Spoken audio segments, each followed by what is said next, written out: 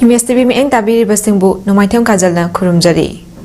Hausin unthil yoba pau pijari. Manipurda ahanba oina hyperbaric oxygen therapy HPOT Center ama RIMS ki Plastic Surgery Department RIMS ki Director Professor G Sunil Kumar Samana hangdokre. Therapy Center hangdokpagi tharom aduda RIMS ki Medical Superintendent Professor N Sanjib Plastic Surgery Department ki Head of Department Dr. A.K. Ibohal Department adugi staff singsu saruk yaki. RIMS ki Director Professor G Sunil Kumar Samana hai ngasi hangdokliba hyperbaric oxygen center asi maru oina diabetic food failed skin back sore radiotherapy na soklaba fagatpa ngamdraba radiation na sohallaba skin sing thuna phana ba hotna bada kanaragani haina fodoki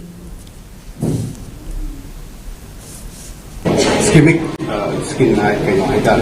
adagi back sore la ya ko yang ko ina phong dole ko dagi back side da ko heel tong da injury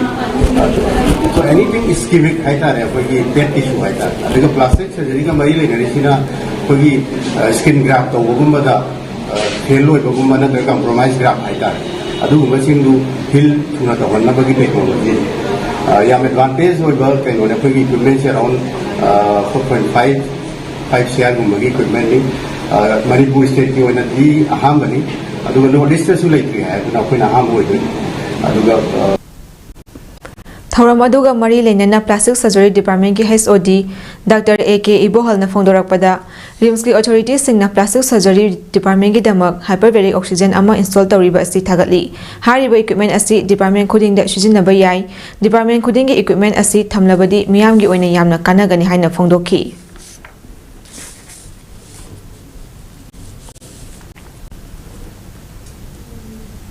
Matanda adudagi operation tawra ko oisan ba yadaba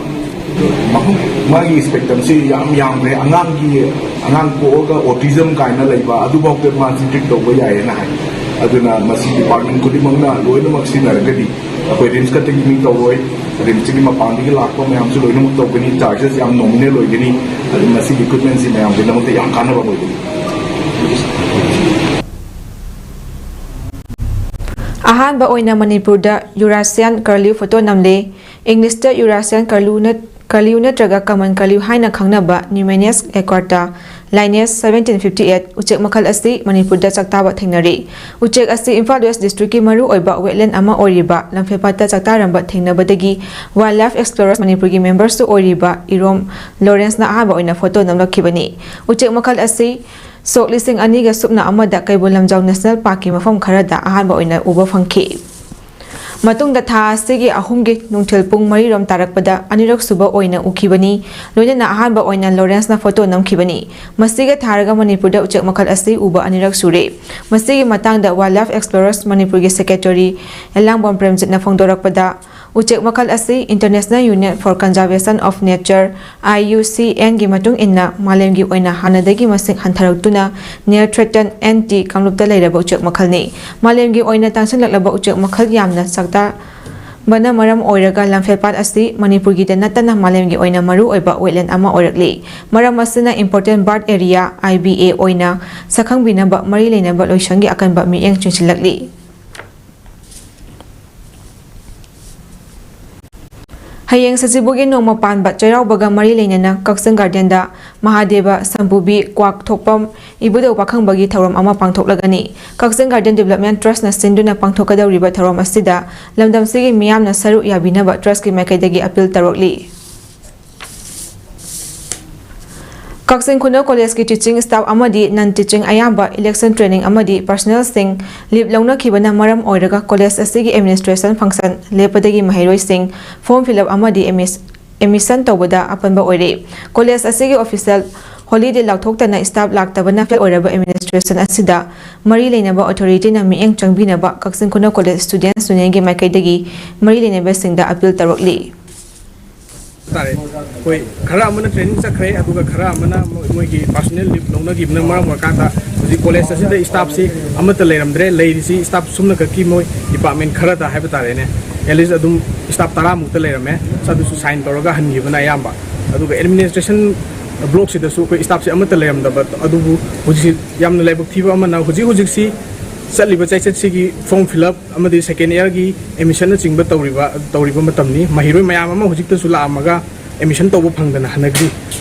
अखोई college की authority incharge academic incharge principal जो college लेरमदे लोना college तौनिंग लानिंग लाप तौनिंग तोपगी mummy चावना तारी मई लेना authority ने यंगसिनबीरगा महिरोइसिंगी अवाबसी खंगबिनबा हाइजरी तंकक अनी थोकना पांथोकदौरिबा 19 सुबा लोकसभा मिखलदा NDAS candidate Manipur democratic alliance ना सगोटलगनी हाइना MDA की एडवाइजर मोरांगथेम तोंबिना लाउथोखरे ngasi बाउप्रादा लेबा शिवसेना बला साहेब भवन दा पांथोखिबा पाउगी मिफम अमदा वफम असि तोंबिना फोंदोकलदुना हाई मणिपुर डेमोक्रेटिक अलायंस ता यावरिबा party BJP Shiv Sena MNDF RLJP LJD PDA NPF NPP MPC अमदी LJPR की थौमी सिंगना NDA की मिरेप अनिमक्ता सगोटपा हाइना सुयानकी हंदकी मिखल असिदा इनर मणिपुर पार्लियामेंटरी कॉन्स्टिट्यूएंसी दा BJP की मिरेप ओरिबा थौनाउजम बसंत कुमार अमदी आउटर पार्लियामेंटरी कॉन्स्टिट्यूएंसी की NPF की मिरेप काचुई तिमोथी जिमिक्ता अमता ओइना सगोटुना इलेक्शन असिदा माय पाखन्नबा होटनगनी लोइना मणिपुर दा खुंदामिनरी बफुरु खुदिंगमक अमता ओइना इंगना चुकना हिमिनबा पामी मपानलमदगी नारोदा चंगनकपा इलीगल इमिग्रेंट सिंगना मखोइगी ओइबा तोंगानबा एडमिनिस्ट्रेशन सेमनबा होटनरिबा असि याबा ngamloi मणिपुर की लमचल अमा फावबा पिथोकलोय कनागुम्बा फुरु अमतना नमदुना मणिपुर दगी तोखाई ताना होटनरलबदी चपचावा पाकुम पीगनी इलेक्शन निमित्ता मतम चाना मियामना थोकदुना बोट थादबियु अफबा कैंडिडेट खनबदा नखोई फंफम थोकपा हकसिंग मतम चाना सिजिनबियु हंदक मणिपुर थोकलिबा इरांग असि मणिपुर की चीफ मिनिस्टर नोंथोमम बिरेन लमदम असिदा नारोलदा चंगनकपा मियोइसिंग थिंगनबा होटनबा अमदी ड्रग मरु फंगना मुथतनबा होटनबदा थोलकपा इरांग अमनी CM ना लखोलिबा खोंथांग असि अचुंबा खोंथांगनि हाइनसु फोंदोखि नोंगी सर तालियो पुनमक एखोई हिंगनबु खुलाई पाइदबु यादबना मरमना एखोई अदुगी सत्तम मदु लरपने अदुगी मतम मदुगा मरी लेना गवर्नमेंट ना एखोई खुनगाकुसिंग फाबो पुनबा तविगरो लोना ULF की एखोई की सिनमी अहुम लानमी अहुम लालोय अहुम अदुम मतमदा मियामगी येंगा एखोई थालुक बिरनबा मणिपुर डेमोक्रेटिक अलायंस की माइकेदिगा फिल तौजरे सही मंगा की मनुंदा अमुक्तंग लाकपा यामना तांगना फंगबा अदुगंबा इलेक्शन नि मसिदा अखोई यामना पुनिंग पेलगा अखोई इलेक्शन यावबा अदुगंबा मयाम अदुगी इंटरेस्ट लेरमोइन खले अदुबो अखोइना सही मंगा की अमुक्तंग लाकपा इलेक्शन सिसदा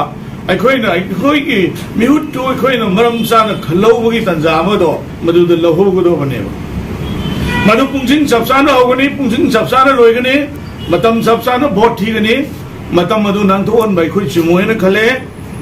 ममांग दा खोइ के पार्लियामेंट दा सखिबा रिप्रेजेंटेटिव अनिमक याम कन्नमक खोइ यामना हाइनिंग दे हुजिक लेबा खोइ के कैंडिडेट अनि से खोइ के येंगबदा यामना नुंसीबा अदुगा मेबगी धर्म चेनबा लाइलाइसु हाइबा सही निपान वालिंग IPS रिटायर तौरेगा पॉलिटिक्स यौजरपा मपा मपुना पॉलिटिक्स कयरक थरपा मतंग असिदा नुथलगी पाउसन लोकसभा लोइसिनजरी मिएंग ताबिरिबसिंगबु अमुका हन्ना खुरुमजरी।